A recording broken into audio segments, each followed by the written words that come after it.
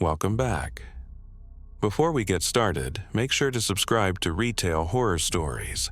Hit the like button and drop a comment with where you're watching from and what time it is for you.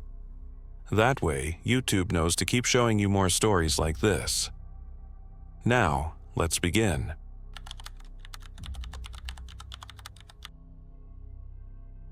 I've always been the kind of shopper who sticks to a routine.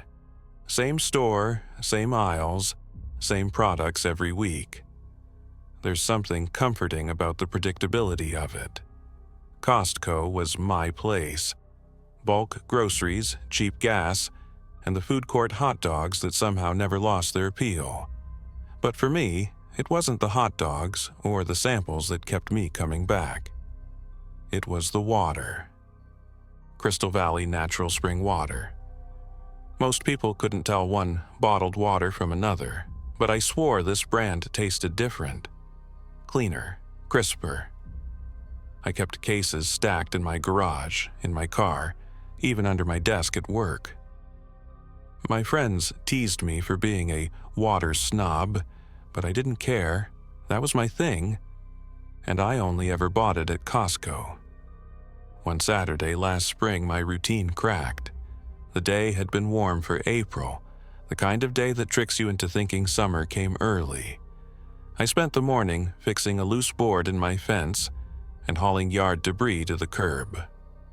By the time I finished, sweat clung to my shirt and my back ached. A Costco run felt like the perfect reset. Grab a rotisserie chicken, paper towels, and, of course, a couple of cases of Crystal Valley. The parking lot was madness. Cars circled like vultures, people honking, waving their arms out windows.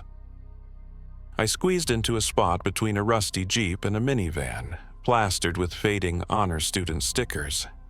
My cart rattled as I pushed it toward the sliding doors, bracing myself for the usual weekend chaos. Inside, though, the energy felt different. People weren't just shopping, they were moving like panicked animals. Carts piled high with bottled water, paper towels, bleach. Employees wheeled out pallets only to have them stripped bare before they could cut the shrink wrap. An older woman shoved past me, muttering apologies as she nearly rammed my cart out of the way. I thought maybe there'd been some kind of storm warning I'd missed. A hurricane, earthquake? But Oregon doesn't get those, not really. Still, the panic in the air felt contagious. I found the aisle I cared about most, bottled water, and stopped cold. The shelves were gutted. Normally, the stacks of Crystal Valley stretched nearly to the ceiling. Now, only a few battered cases remained, scattered across the concrete floor. And then I saw him. He stood a head taller than most shoppers, maybe 6'4", with thinning salt and pepper hair clinging to the sides of his skull. His clothes were plain. Faded jeans and a gray work shirt with some unreadable patch on the chest. But what froze me wasn't his clothes. It was his eyes. Flat. Cold. Like he'd stopped being human a long time ago. In front of him were not one, but two shopping carts, both stacked absurdly high with Crystal Valley cases. Easily 20 or 30 in total. I glanced at the floor and spotted two intact cases near a pallet. I slid them into the bottom of my cart, avoiding eye contact. I thought that would be the end of it, but his voice followed me. "Hey." I looked up. He was staring right at me. "You mind putting those back?" he asked, nodding at the cases in my cart. I forced a polite smile. "Sorry, looks like you've already got plenty." His expression didn't change. Not enough. "I need it all. You don't." A chill crept up my spine. "Well, I do," I said, trying to sound confident. "So, tough luck." I turned my cart, ready to head for checkout. The squeak of his overloaded cart echoed as he pushed it forward, blocking the aisle. The sound pierced through the noise of the store, high-pitched and grating, like nails on a chalkboard. "Look, buddy," he said evenly. "It's just water. Be a pal." His tone wasn't pleading. It was expectant, like he already owned it. My stomach tightened. I forced myself to angle my cart around the end cap and push hard down the next aisle. My pulse hammered in my ears. I told myself not to look back, but I did anyway. He was still there, turning slowly, those dead eyes locked on me. Checkout was chaos, carts overflowing, people shoving, employees shouting for order. I rushed through, barely acknowledging the cashier as I swiped my card. When I pushed through the sliding doors into the fading light, the air outside felt thick, almost oppressive. I made it to my car, popped the trunk, and started unloading. That's when I heard the footsteps. I turned. He was there, the man with the carts. Only now, he carried nothing, just walking straight toward me. "What the hell?" I started, but before I could finish, he lunged. He yanked both water cases out of my trunk and bolted. "Hey!" I dropped the ground beef I'd been holding and ran after him.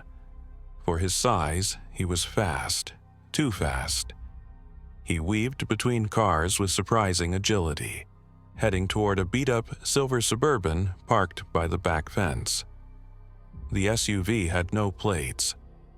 I got within 10 feet of him as he tossed the water into the back seat. "Stop!" I shouted. He didn't. He dove into the driver's seat, slammed the door, and fired up the engine. I tried to cut behind the SUV, maybe block him in, but the reverse lights flared and the vehicle shot backward. I dove aside, hitting the asphalt hard. The bumper missed my legs by inches. The rush of air as it sped past knocked me off balance, scraping my palms raw. Tires screeched as the Suburban swerved through the lot, dodging cars and scattering shoppers. Then it roared onto the side street and was gone. I sat there, shaking, my chest heaving. A couple of people ran over, asking if I was okay. An employee hurried to fetch a manager. They called the police. 20 minutes later, a cruiser rolled up. I gave them the whole story: the man, the Suburban, the missing plates, the water.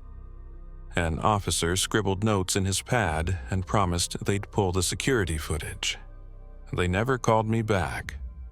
A week later, out of curiosity, I checked online to order Crystal Valley.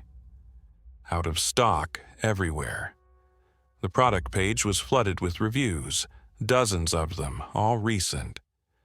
People complained the water tasted wrong, chemical, bitter. Some claimed it made them sick. Nausea, headaches, rashes. A month later, the brand quietly issued a recall. No headlines, just a short notice buried on their website.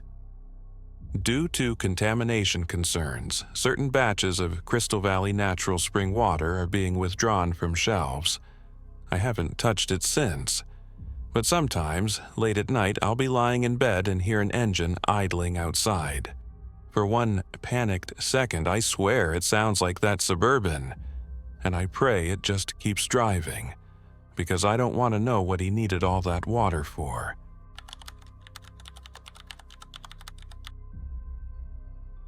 I never minded closing shifts at Costco. Most people hated them. The long hours, the endless restocking, the cleanup that seemed to take forever. But I liked the quiet. After the flood of weekend shoppers cleared out, the store took on a strange stillness. The air felt heavy, the bright fluorescent lights buzzing in an almost hypnotic rhythm. It gave me time to think. At the time, I'd been working as a front-end supervisor for about 3 years. My job was simple enough.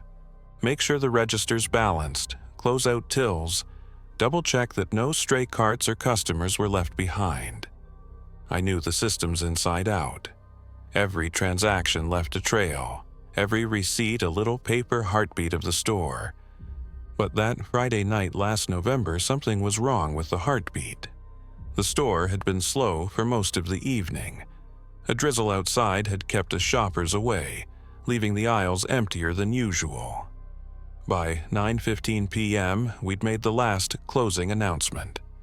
A few stragglers hustled out with their oversized carts, and the big metal roll-up doors rattled down halfway. Only employees remained. I headed to Register 8, logged into the back-end system, and started reviewing the day's totals. That's when the first oddity popped up. Transaction number A34721, 2 cartons of eggs, a gallon of milk, and children's cough syrup. The problem? It was time-stamped 9:28 p.m., 5 minutes in the future. At first, I thought it was a glitch. The registers sometimes hiccuped if an update rolled out late. But when I pulled up the receipt queue, another order appeared. Transaction number A34722, Kirkland paper towels, laundry pods, 1 rotisserie chicken. Time-stamped 9:31 p.m. And then another and another. Each stamped minutes ahead, each receipt printing in real time, spooling onto the floor in a curling white pile. The products weren't strange in themselves. They were ordinary Costco staples, but the names tied to the membership cards made my stomach twist. The first belonged to a man named Robert Hughes. I knew that name, not personally, but I remembered the employee meeting last year where HR passed around a sympathy card for his family. Robert had been a member for 20 years before passing away. The second belonged to a woman named June Wallace. Same story. She died 2 summers ago. I remembered because her obituary had run in the local paper, and one of our cashiers had been her niece. Yet here they were, making purchases after closing. I leaned back from the monitor, rubbing my temples. It's just a data sync error, I told myself. Ghost accounts that never got deactivated. But the receipt printer on Register 8 screeched again, spitting out another slip. I bent down to read it. Transaction number A34725, hearing aid batteries, prescription refill, fresh flowers. Timestamp 9:37 p.m. Membership Michael R. Kincaid. My chest tightened. I'd seen his picture too, on a missing person flyer taped near the employee break room 6 months ago. The hairs on my arms stood up. I needed to see for myself. I pulled up the security feed tied to Register 8. The black and white footage showed the empty checkout lanes. No customers, no cashiers, nothing. But then, movement. Cartwheels. One of the carts in lane 8 shifted forward on its own, rolling a few inches before stopping dead. A moment later, the receipt printer spit again. My mouth went dry. I radioed to security. "Hey, Mick, can you check Register 8? I think we've got a jammed cart sensor." Static, then Mick's voice, uneasy. "I'm standing by the doors, man. Haven't seen anyone near 8 for 20 minutes. Just check it," I said. A minute later, I watched him on the monitor. He walked into frame, looked around, then bent to pick up the pile of paper curling across the tile. He straightened, confused, and muttered something I couldn't hear. Then the screen flickered. For half a second, another angle bled through, a distorted overlay of the camera feed showing not Mick, but a line of customers stretching down lane 8. Blurry, monochrome faces staring blankly forward, carts piled with bulk groceries. and then it snapped back. Empty lane. Mick scratching his head. I slammed the monitor power off. My pulse hammered. By 9:40, the store was locked down, employees trickling out with backpacks slung over their shoulders. I told Mick I'd finish the close alone. He looked at me strangely, but didn't argue. Once the building was quiet, I went back to register 8. The printer was still chugging, receipts spilling onto the tile. My shoes crunched over the paper as I bent to gather them. One caught my eye. Transaction number A34731. Funeral floral arrangement, quantity 1. Timestamp 9:52 p.m. The name on the membership, mine. My stomach dropped. I hadn't swiped my card all night. The printer whirred again, spitting a fresh receipt. Another transaction under my name. And another. Each timestamp crept closer to the present moment. I backed away from the counter, breathing hard. The overhead intercom crackled. A woman's voice. Flat, distorted. Attention, Costco shoppers. Please bring all final purchases to the front lanes. My throat went dry. The intercom had been shut off when we closed. I grabbed my bag, bolted down the main aisle, and didn't stop until I hit the employee exit. The night air outside was damp and cold. My car sat alone under the parking lot lights, and I ran to it like a man possessed. At home, I dumped my bag and pulled out the stack of receipts I'd stuffed inside. Most were smudged from my sweaty hands, the ink bleeding, but one remained sharp, as if freshly printed. It listed a single item. Transaction number A34738. Casket. Timestamp 10:04 p.m. The exact minute I'd been standing in my kitchen staring at it.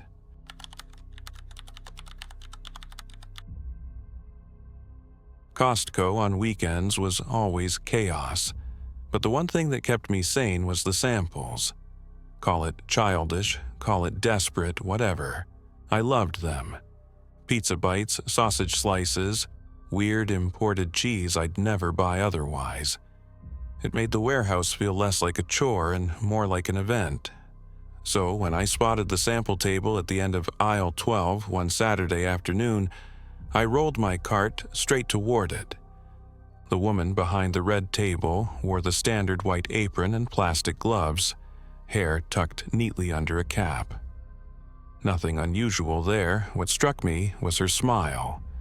Too wide, too bright. It didn't reach her eyes. They were flat, gray, and fixed on me with a kind of intensity that made me want to look away. "Would you like to try one?"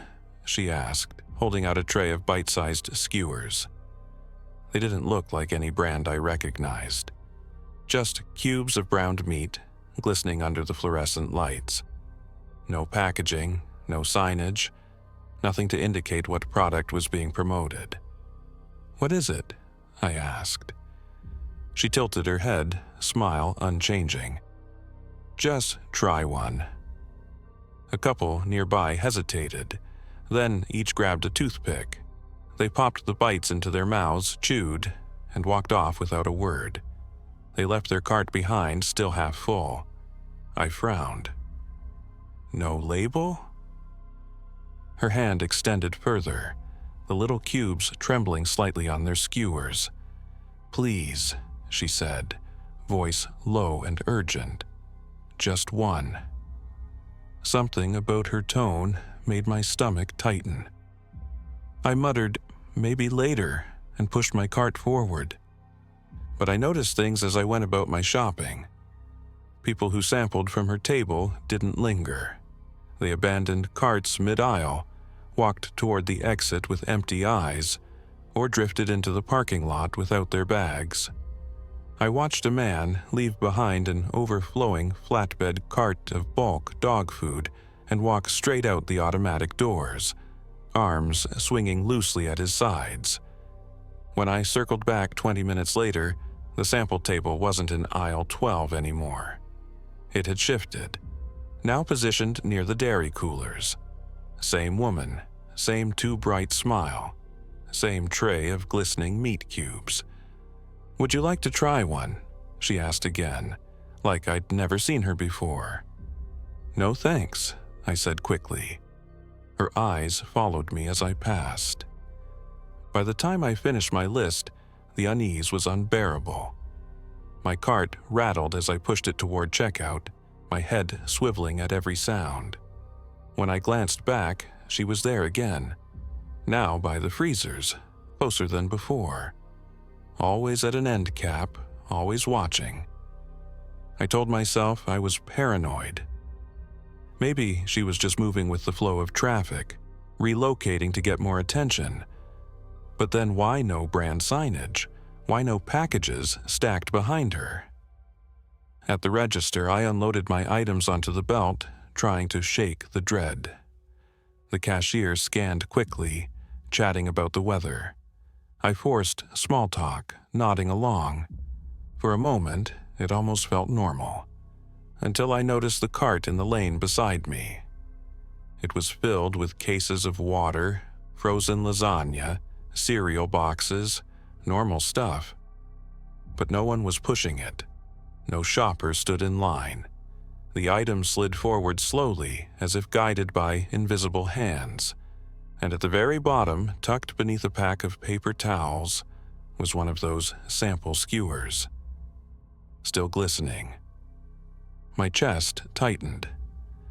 I paid fast, stuffed my receipt into my pocket, and wheeled toward the exit. Outside, the sun was low, throwing long shadows across the lot. The air felt heavier than before, damp with the smell of asphalt and exhaust. I loaded my trunk quickly, eyes darting. That's when I saw them. A cluster of people at the far end of the lot, standing in a loose circle. At least a dozen, maybe more. Their carts were abandoned nearby, groceries baking in the late afternoon sun.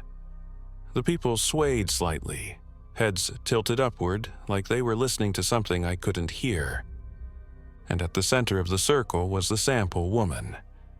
Still in her white apron, still holding the tray. One by one, she offered the skewers. One by one, they took them. I slammed my trunk, adrenaline surging. I climbed into the driver's seat, locked the doors, and turned the ignition. My hands shook on the wheel. As I pulled out, my eyes flicked to the rearview mirror. She was watching me. Her head turned with unnatural precision as my car rolled past. Her smile stretched wider, teeth too white, too sharp. She didn't move her feet, she just pivoted, following me with her gaze until the lot disappeared from view. That night, I couldn't sleep. My stomach churned with nausea I couldn't explain. Out of restless curiosity, or maybe dread, I checked Costco's website for product recalls. Nothing. No mention of a new meat sample, no announcements at all. But on a local forum, I found something. A post titled "Weird Samples at Costco" from a user 2 towns over. They described a woman in a white apron offering unlabeled meat cubes, aggressive about people trying them. The replies chilled me. My husband ate one. He's been acting strange all week. My sister took one and wandered off, left her car in the lot. Police found her 2 days later, miles away, dehydrated and confused. Does anyone know what company this was? I can't find the product anywhere. The thread ended abruptly, locked by moderators. The next time I went back to Costco, the table was gone. No sign of her. The managers claimed they never approved such a sample, never hired her, never heard of the brand. But every so often, I'll notice an abandoned cart in the middle of an aisle, still loaded with groceries, receipt tucked neatly under the flap. And sometimes, late at night when I close my eyes, I swear I can hear her voice whispering, "Just try one."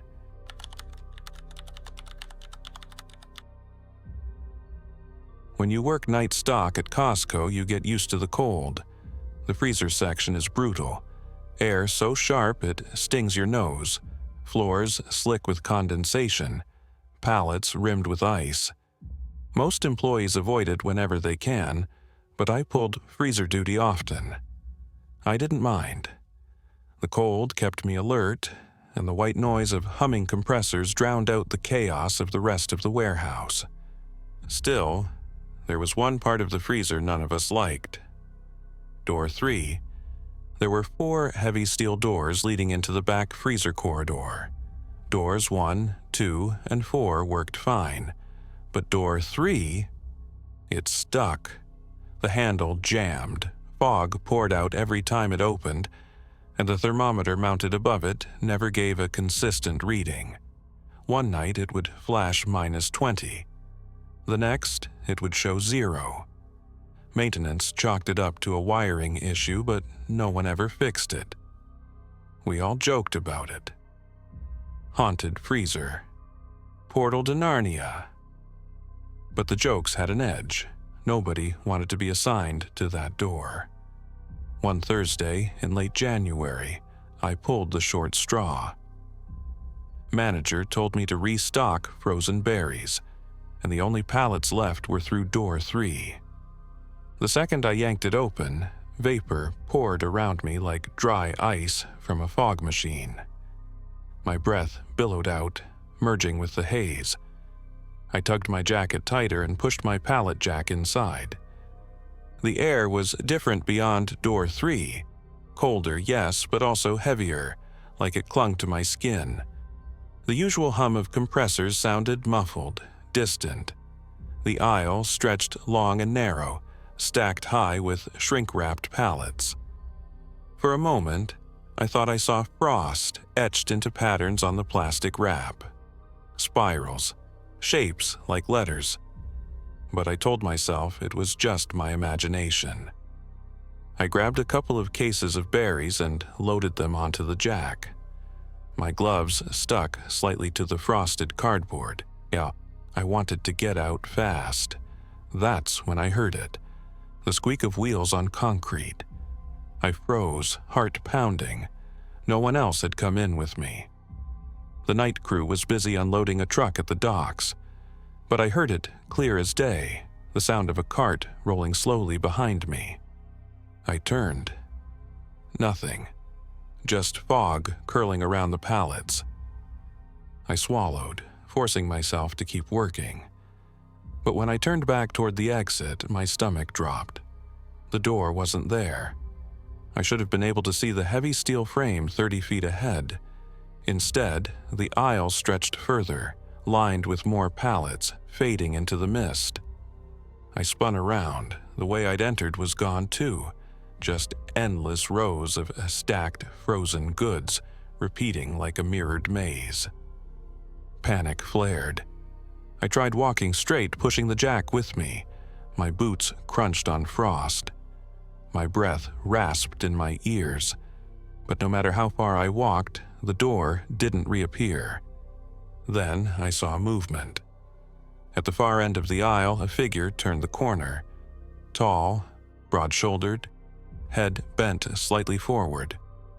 I opened my mouth to call out. Maybe another worker had followed me in, but the words stuck in my throat. Because the figure wasn't dressed in Costco gear. He wore an apron. Not red like ours. White. Old, stained, stiff with something dark around the hem. And he was pushing a cart. The squeak echoed sharp against the concrete, louder than it should have been. "Hello," I called, my voice trembling. The figure stopped. Slowly, its head lifted.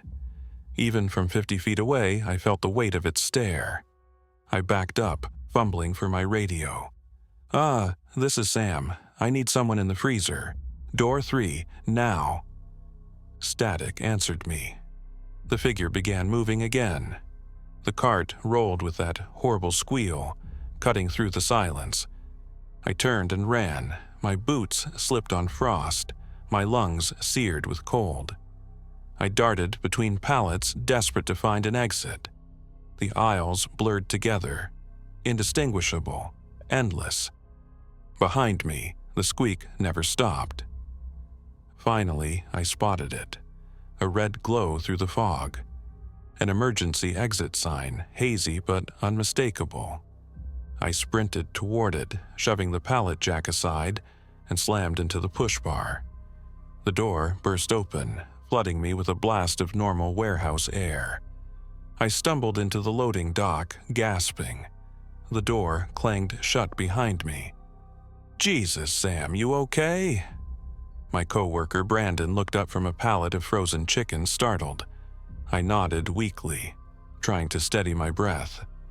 My gloves were rimed with frost. My hair clung damp to my forehead. "You're white as a sheet," he said. "What happened in there?" I glanced back at the freezer door. It looked normal now, just heavy steel with a fogged window. No endless aisles, no figure, just door 3. "Nothing," I muttered, just got turned around. But later, when I clocked out, curiosity gnawed at me. I pulled the stack of receipts from my register logbook. We printed them for every pallet restock, even in the freezer. One slip made my blood run cold. It listed a transfer from door 3 at 9:47 p.m. The item?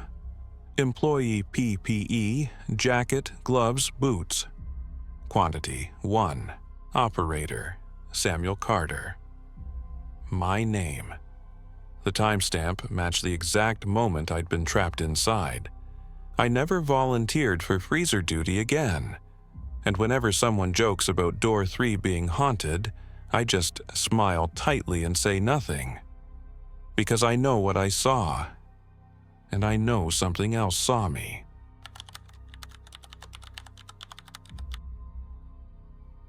If you've ever filled up at a Costco gas station, you know the drill. Long lines, impatient honking, attendants weaving between cars with squeegees, and radios clipped to their belts. It's chaos, but predictable chaos. You wait, you fuel, you leave. Simple.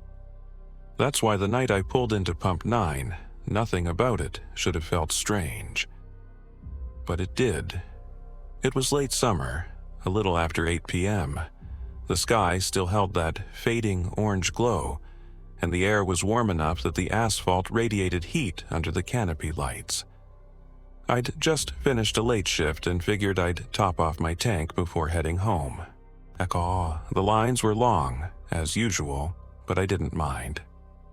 I queued up, windows down, radio low. That's when I noticed the silver sedan. It sat perfectly aligned at Pump 9, lights off, engine idling so quietly I barely heard it. No one was outside fueling. No movement inside. Just parked there, occupying the space. At first, I assumed the driver had gone inside to use the bathroom. But Costco gas doesn't have a store kiosk. You pay at the pump or not at all. 5 minutes passed, then 10. The sedan never budged. The attendant on duty, a younger guy in a yellow vest, made his way past with a radio. I waved him over. "Hey, is that car broken down or something?" I asked, nodding toward Pump 9. He frowned. "Which one?" "The silver sedan." He glanced, squinting. "Huh. Weird. Didn't see that pull in."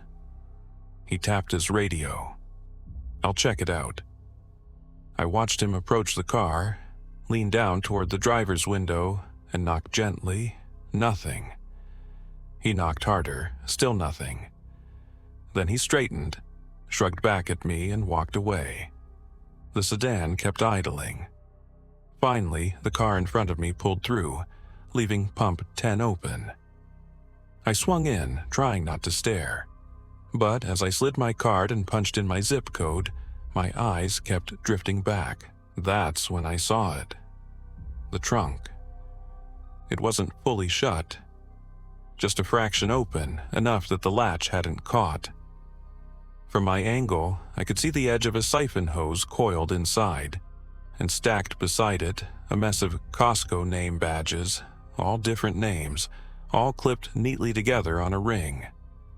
My chest tightened. The pump clicked on. I shoved the nozzle into my tank, hands trembling. The sedan's brake lights flared suddenly, glowing red against the concrete. My pulse spiked. "Come on, come on," I muttered, willing the gas to flow faster. That's when the attendant's radio crackled loud. His voice came through panicked. Control? I got some issue at 9. Code gray. Repeat, code gray." No answer. Just static. The brake lights faded. The sedan idled steady again as if nothing had happened.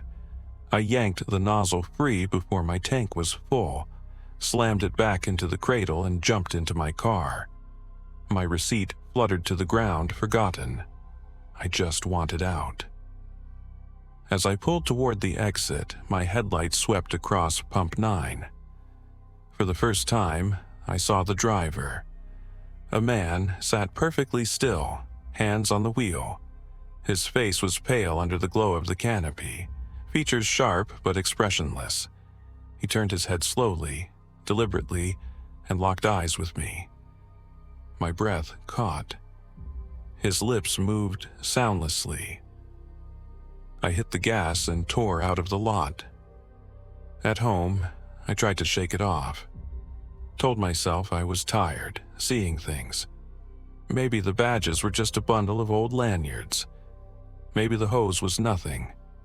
But the image wouldn't leave me. The trunk ajar, the driver's empty stare. The next morning, curiosity gnawed at me. I searched local news, police blotters, anything about incidents at Costco gas stations.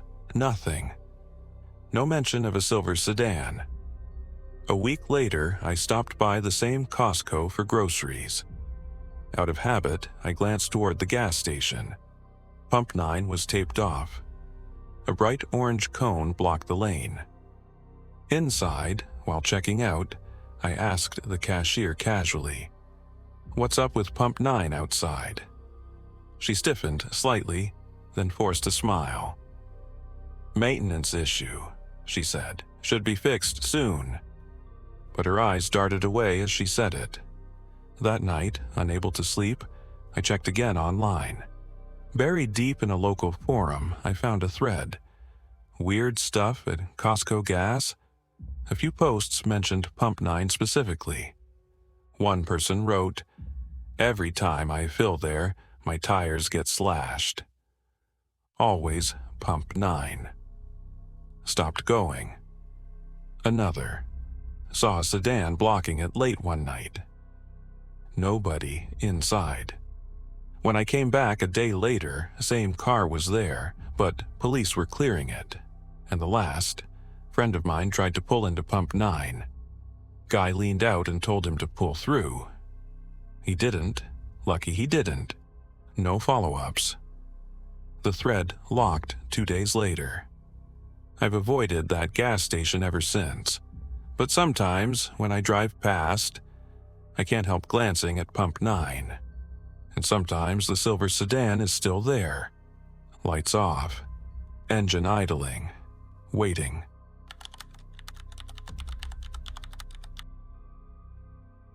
Above the sales floor, tucked away where customers never look, there are catwalks. Narrow metal walkways that snake along the perimeter walls. They're mostly used by maintenance crews and managers heading to offices. But they overlook everything. The registers, the aisles, the flow of people. When I worked there in my early 20s, we joked that the catwalks were like a stage balcony, perfect for spying on the drama below. But there was one thing we didn't joke about. The walker. The first time I saw him, I thought it was my imagination. It was a Tuesday night in late September, about an hour before closing. The store was almost empty, just a handful of shoppers pushing half-full carts, the hum of the bakery ovens cooling down, the occasional beep from a register. I was in the clothing section, refolding a bin of sweatpants, when I glanced up toward the catwalk near the offices. Someone was standing at the railing. Not a manager, not security, at least not anyone I recognized. This man was tall, his shoulders hunched, a pale olive jacket hanging loose around him. He leaned on the railing, staring down at the checkout lanes like he was counting people. I blinked, looked away. When I glanced back, he was gone. I asked Mick, one of the security guards, if anyone had been sent up there. He shook his head. Nobody's allowed on the catwalk after 8. Locked chain at the stairs. That should have reassured me. It didn't. Over the next few weeks, I saw him again, always on the catwalk, always near closing, sometimes pacing slowly, other times gripping the railing with twitching hands, and always staring, not at the whole store, but at specific people. One night, it was a young mom juggling a toddler and a cart of groceries. Another night, it was an older man struggling to load bulk flour into his cart. The walker's head followed them, eyes fixed, like he was studying. By then, I wasn't the only one noticing. Brandon, a buddy of mine who worked stocking, pulled me aside one evening. "You ever see someone up there?" "By the offices?" My mouth went dry. "Yeah, olive jacket." He nodded slowly. Thought I was losing it. We decided to check. The next time I spotted him, late October, during a lull before close, I pointed him out to Brandon. The walker leaned on the railing above Register 6, staring down at a couple paying for their cart. Brandon's jaw tightened. "Let's go." We hurried to the stairwell at the back corner. The chain was still across the bottom step, padlocked. No way a customer could have slipped by without breaking it. We climbed anyway, pushing past the chain, our footsteps clanging against the metal. At the top, the air felt colder. The hum of the sales floor below faded into a hollow silence. We stepped onto the catwalk. Empty, no man, no olive jacket. But the railing was damp, like someone had been gripping it with wet hands. We didn't stay long. A week later, management called a meeting. No one mentioned the walker, but they did remind us, sternly, that the catwalks were off limits to all employees except supervisors. "Safety hazard," they said. "Don't go up there." I tried to let it go. Tried to convince myself I'd imagined him. But the final time I saw him, there was no denying it. It was a Friday night, mid-November. The store was quiet, lights dimmed slightly for closing. I was straightening the impulse buy section near the registers when I felt it, the prickling on the back of my neck. I looked up. He was on the catwalk directly above me, not leaning this time. Standing perfectly still, hands at his sides, head tilted slightly down, his eyes locked on mine. I froze. Couldn't move, couldn't look away. Then, slowly, he raised his hand and pointed. Not at me. At the woman in the lane ahead of me, unloading a cart piled with paper towels and bottled water. My stomach lurched. "Hey," I called, voice shaking. But the cashier didn't look up. Neither did the woman. When I looked back at the catwalk, it was empty again. That night, I stayed late with Brandon, helping him break down pallets. Around 11 o'clock, one of the managers called us into the security room. "You guys see this?" he asked, gesturing to the monitors. On one feed, the overhead camera above the freezer section. We saw him, the walker, standing in the middle of the aisle, staring straight up into the camera. His face pale, eyes dull. We scrambled down to the freezer. Nothing. Just frost and silence. But when we checked the floor, the condensation wasn't normal.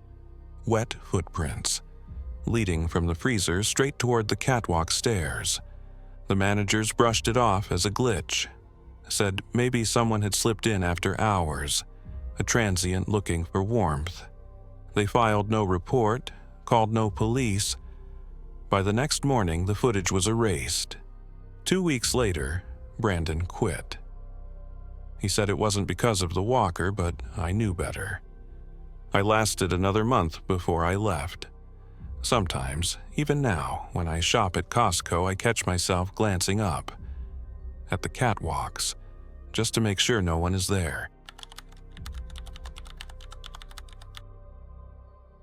I never thought much about working the pharmacy counter at Costco. Compared to the madhouse of the main floor, it was quiet, predictable. You didn't deal with endless questions about where the toilet paper pallets were, or arguments over rotisserie chickens running out. The pharmacy was tucked off to the right, a little island of calm. I usually worked window C, the far end, where the line split into 3 lanes. Most of the regulars knew me, and I knew them. Heart meds, asthma inhalers, the occasional antibiotic. Refill after refill, day after day. It wasn't glamorous, but it was steady, and most nights blurred together. But there's one night I'll never forget. It was early March, a Tuesday, the kind of evening where the rain had just let up, and the smell of wet pavement hung heavy in the air. The store wasn't busy. Midweek rarely was.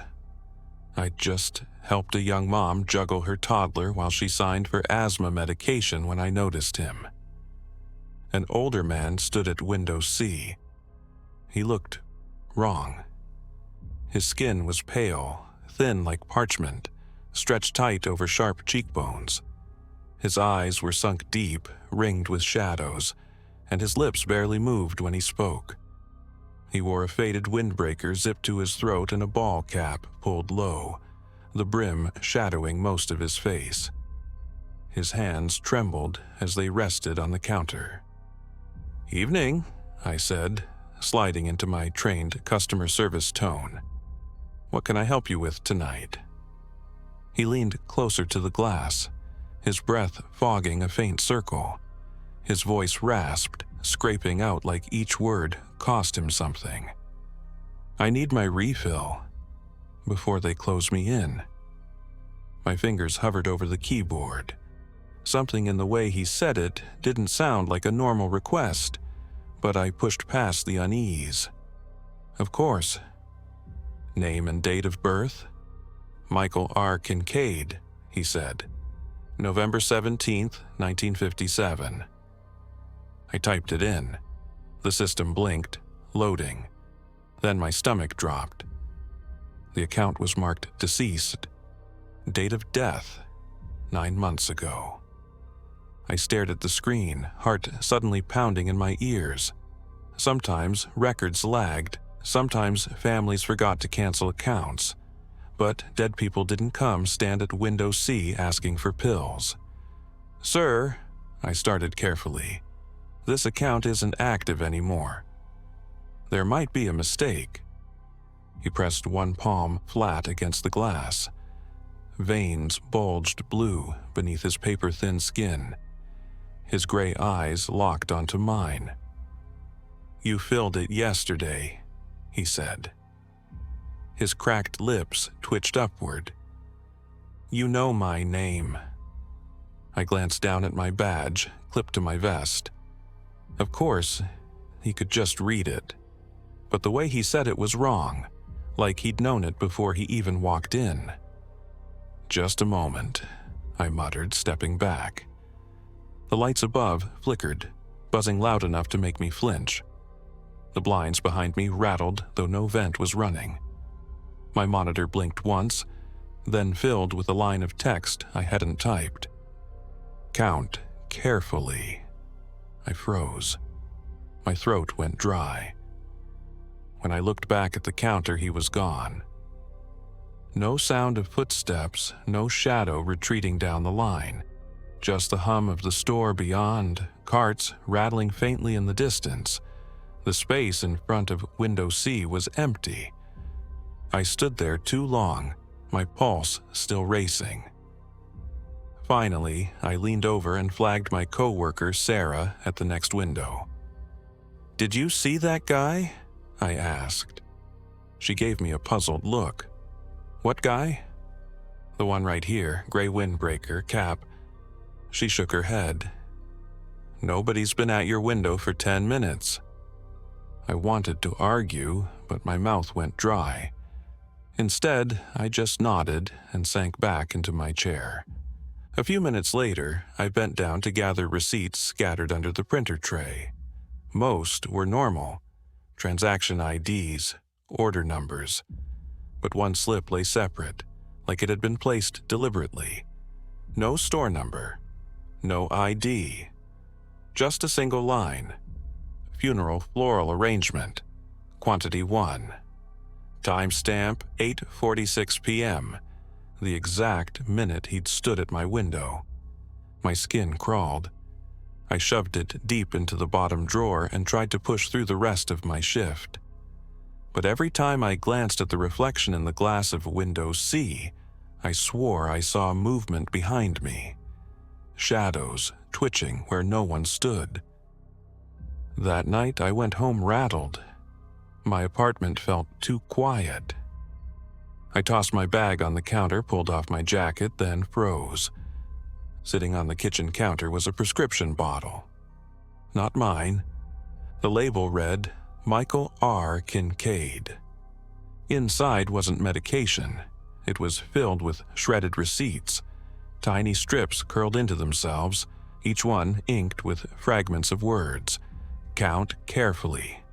Return to window C before they close you in. I dumped them onto the counter, hands shaking. My phone buzzed. A new email popped up. No sender. No subject line. Just one phrase in the preview. Your refill is ready. I didn't open it. The next morning, I planned to tell my supervisor everything. I stuffed the bottle in my bag and drove in. But when I reached my locker, it was gone. Bag empty, no bottle. I panicked, begged security to pull the footage from the night before. They did. The video showed me leaving, calm, nothing in my hands, no bottle, no hesitation. Like none of it had ever happened. But I know what I saw. Now, when I work late shifts, I dread window C. Sometimes the glass catches a reflection, not mine, his. Standing just behind my shoulder, lips moving silently, his palm flat against the divider. I don't wait to see what he's saying anymore. Because deep down, I already know. He's still waiting for his refill. And one day, I think he'll make sure I count it out for him.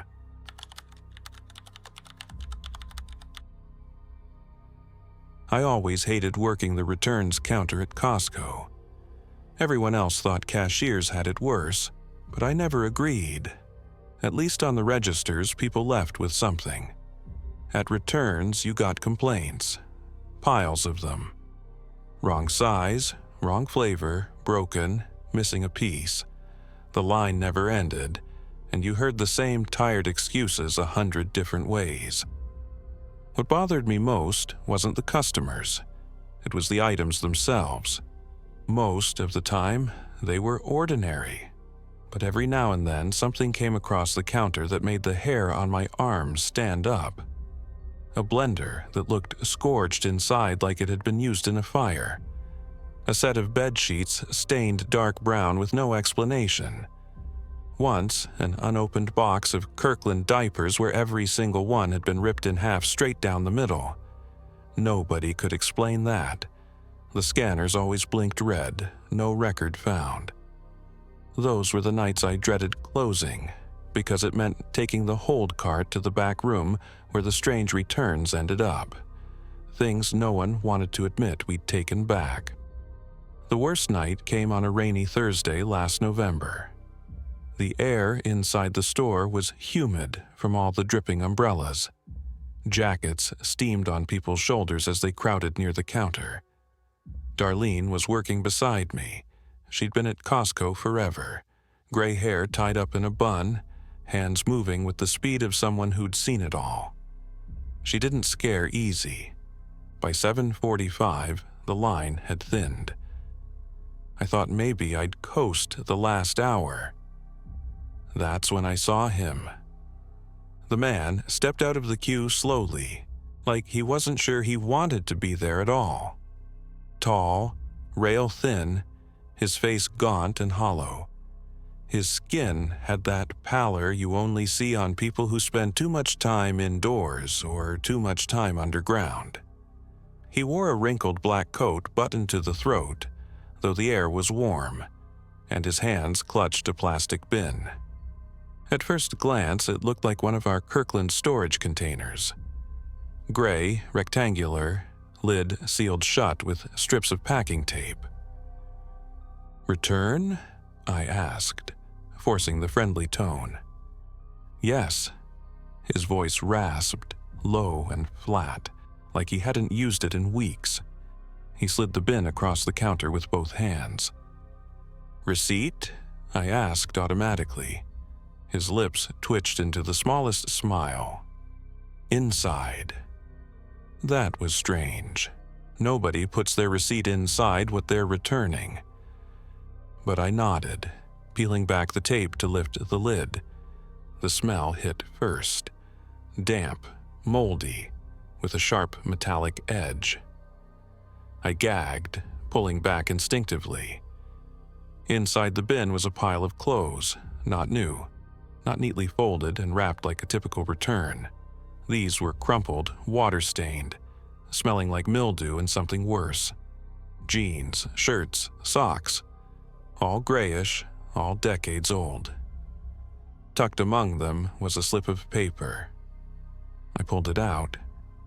It wasn't a receipt, it was a return slip, faded yellow at the edges. The date, printed at the top, read October 12th, 1996. I blinked at it. "Sir, there's no way." When I looked up, he was gone. The counter in front of me was empty. The man couldn't have just vanished. Returns was boxed in with rope barriers, and no one had walked past me. I glanced at Darlene. She was still dealing with a woman returning an Instant Pot, not paying attention. "Did you see?" I started. She frowned. "See what?" I shut my mouth. The scanner blinked red when I tried the barcode. No record found. That's when the clothes shifted. At first it was just a sag, like the pile settled. But then a faint scraping rose from inside the bin. Nails against plastic. A dry, deliberate scratch. I slammed the lid shut, shoving the bin to the back of the counter. My hands trembled, but I forced myself to smile as the next customer stepped up with a box of shoes. For the rest of the shift, I avoided looking at it. When closing came, Darlene and I wheeled the hold cart into the back receiving area. The other returns were normal. Broken blenders, ripped jackets, an incomplete LEGO set. But when I tried to point out the bin, it wasn't there. "Thought you said we had a storage bin tonight," I said. Darlene shook her head. "Nope, didn't see one." I didn't argue, but when I walked out into the rain-slick parking lot, I froze. The bin was sitting next to my car. Same gray plastic, same strips of packing tape. The lid rattled faintly as I approached, like something inside shifted with my every step. I didn't touch it. I bolted into my car, locked the doors, and peeled out of the lot. The next morning, I tried to convince myself it was stress, fatigue, maybe even a prank. But when I clocked in, I found a slip of paper taped to my register. Same faded yellow stock. Same typeface as the one from the bin, only this one bore today's date. At the top, in block letters, it read, "Item not sold yet. Do not accept." I shoved it in my pocket, heart pounding. For the rest of that week, I avoided the counter, traded shifts when I could, but every time I passed the hold cart, I felt like something inside it was waiting. 3 nights later, I stayed late, helping clean up the register area. When I finally left, the lot was nearly empty. My car sat under a flickering lamp at the far end, and right beside it, there it was again. The bin. The tape strips had loosened from the damp. The lid was open just a crack. As I got closer, I smelled it again. Damp earth, mildew, and that sharp metallic tang. My keys shook in my hand. Something shifted inside. I should have kept walking. Should have gotten in my car and driven away. But curiosity got the better of me. I bent down, peeled back the tape, and lifted the lid. Inside wasn't clothing this time. It was photographs. Hundreds of them, damp and curling at the edges. Faces of people I didn't recognize. Families smiling in front of houses. Couples at picnics. Children on bicycles. All of them faded, decades old. The top photo made my stomach twist. It was me, standing behind the returns counter. My mouth open mid-sentence, eyes fixed on something out of frame. The timestamp on the corner read yesterday's date. I dropped the lid, slammed it shut, and sprinted to my car. I didn't look back. The next day, I quit. No explanation. Just walked out and never returned. But sometimes, when I drive past that Costco late at night, I'll see it again. The bin, sitting at the edge of the lot, waiting. And every time, I wonder how many returns are still out there. Things the store never sold. Things that don't belong anywhere. Things that are still waiting for someone like me to accept them.